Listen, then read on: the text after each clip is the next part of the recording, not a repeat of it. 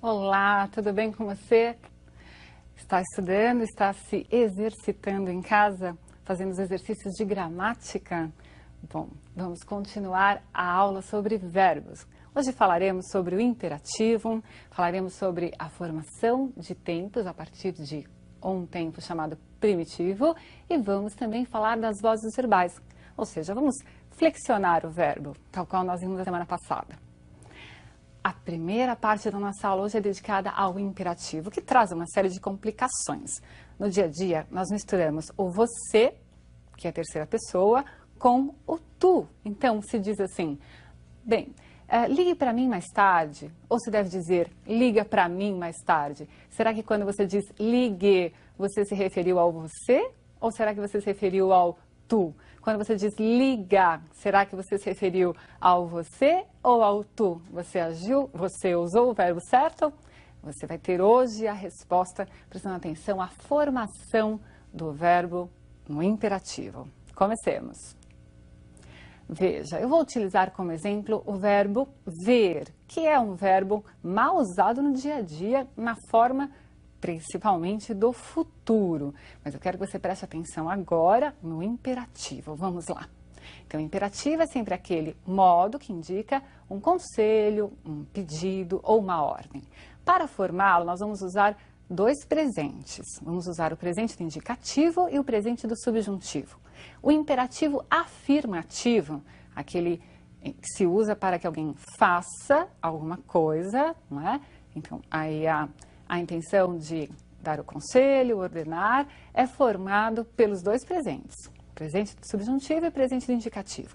Do presente do indicativo, nós vamos usar apenas duas formas, a segunda pessoa do singular e a segunda pessoa do plural. Então, leia comigo, olha, eu vejo, tu vês, ele vê. Nós vemos, vós vedes e eles veem. Como é que eu formo o imperativo afirmativo? Para isso, eu vou conjugar também o verbo ver no presente do subjuntivo. Que eu veja, que tu vejas, que ele veja. Que nós vejamos, que vós vejais, que eles vejam. Observe, vou retirar as segundas pessoas do presente do indicativo menos o S. Veja, vê tu. Retiro a segunda pessoa do plural, não é? O vedes menos o S. Vede vós.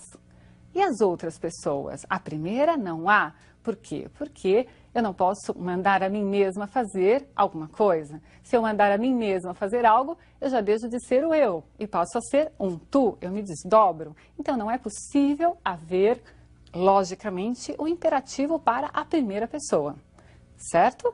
Segundas pessoas, sempre derivadas do presente indicativo. Terceira, primeira do plural e terceira do plural, você vai retirar, sem mudar qualquer coisa, do presente do subjuntivo.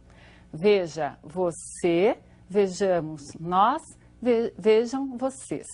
Observe aí que o ele passou a ser você, passou a ser um pronome de tratamento. Por quê? Porque o ele ou ela é uma terceira pessoa que está distante. Eu não posso pedir para alguém que está distante, para o meu assunto de quem eu estou falando, para fazer alguma coisa. Então, troca-se no imperativo a terceira pessoa, ele e ela, eles e elas, por você e vocês. Sempre assim. Para formar o imperativo negativo, nós vamos usar o presente do subjuntivo inteirinho.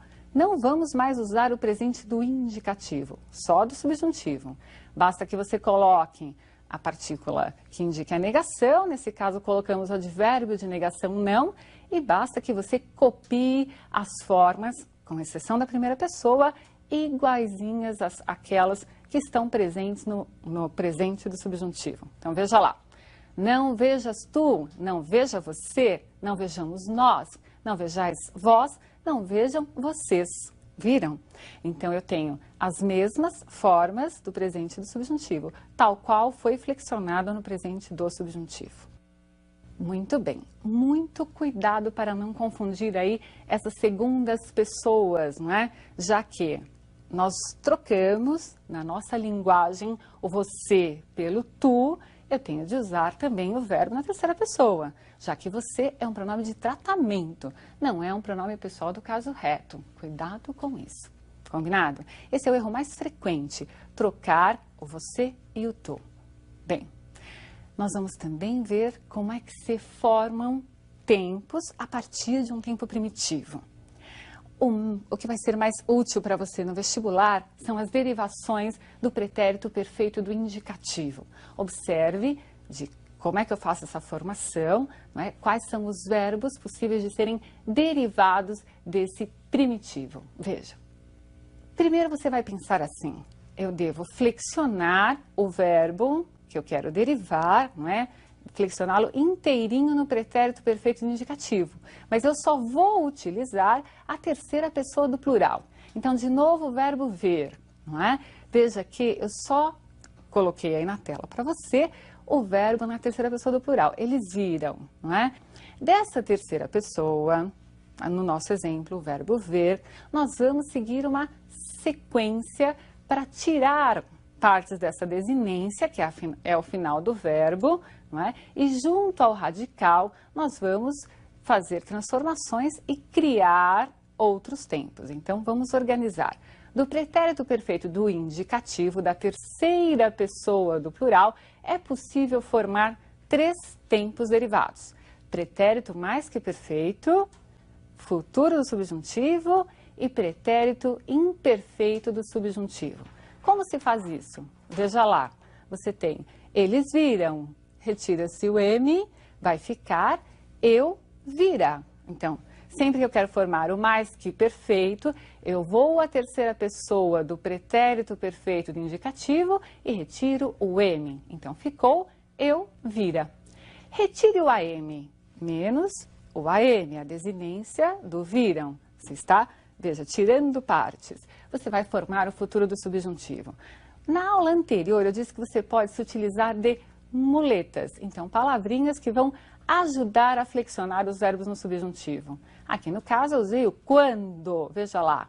Quando eu vir a minha amiga, darei o recado. Veja que não é quando eu ver a minha amiga, é quando eu vir, quando eu a vir.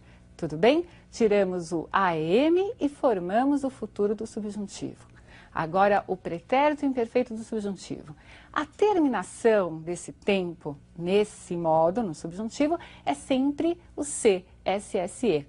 Então, nós vamos tirar agora o RAM, tiramos primeiro o M, depois AM e agora o RAM e vamos acrescentar essa desinência própria do imperfeito do subjuntivo. Então, ficou lá. Se eu visse sua amiga, eu teria dado recado, não é? Então, vejam que é aquela história da possibilidade do modo subjuntivo, sobre a qual nós já conversamos, mas observe como se formou essa pessoa, não é? Como se formou esse tempo. Eu só usei a primeira pessoa, porque a partir dela, certamente, você consegue continuar as flexões. Percebeu, então, de uma única pessoa, a terceira pessoa do pretérito perfeito do indicativo, nós formamos 3 tempos verbais. 1 do modo indicativo e 2 do modo subjuntivo, certo? Você entendeu, eu tenho certeza, e você deve se exercitar para fixar essas flexões, não é? E saber utilizá-las. Muito bem. Vejamos agora outra flexão, que é a da voz verbal. Veja lá para que serve essa voz e quais são as possibilidades. Voz é a forma assumida pelo verbo para indicar a relação entre ele, verbo, e o sujeito. Há 3 vozes verbais. Quais são essas vozes?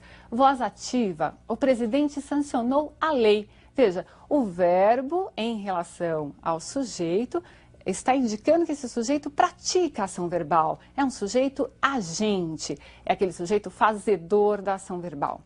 A voz pode ser também passiva, e há 2 tipos de passiva, a passiva analítica e a passiva sintética. O que difere uma da outra é a estrutura, mas ambas trazem o sujeito paciente, aquele sujeito que não faz a ação verbal. Por isso que é errado dizer o sujeito é sempre aquele que pratica a ação.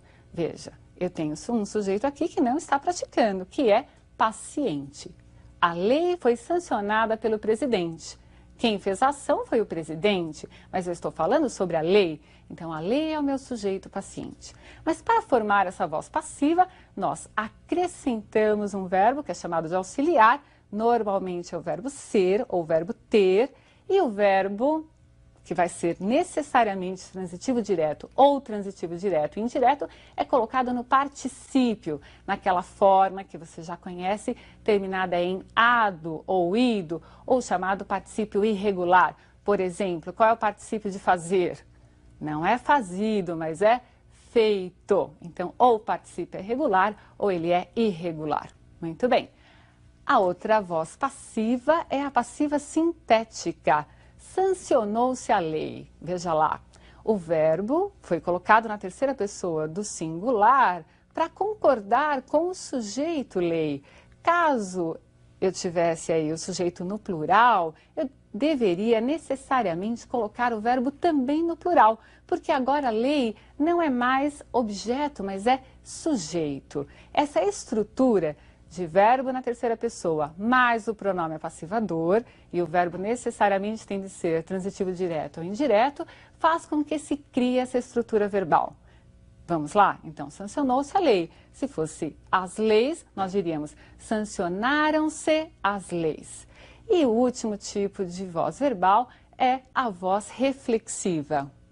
Júlia cortou-se acidentalmente. Ela cortou a si mesma, ela cortou ela mesma. Então eu tenho aí um sujeito que pratica a ação verbal e está também recebendo a ação verbal. Mas quando ele recebe, ele está sendo representado por um pronome. Esse pronome é chamado reflexivo. E esse pronome reflexivo assume a função sintática de objeto. Ela cortou o quê? Cortou ela mesma, cortou a si mesma. Há também a reflexiva chamada reflexiva recíproca. Na reflexiva recíproca, nós temos mais de um sujeito que faz e recebe a ação verbal. Observe o exemplo. Júlia e Leonardo deram-se as mãos. Um deu a mão para o outro. Então, eu tenho aí a reciprocidade. O se, que é o pronome reflexivo, assume a função também aí de objeto. Às vezes o objeto é direto ou indireto, dependendo, obviamente, da transitividade verbal, não é? Então eu tenho aí, deram o quê? As mãos, objeto direto. Deram a quem? A si próprios, entre si, objeto indireto.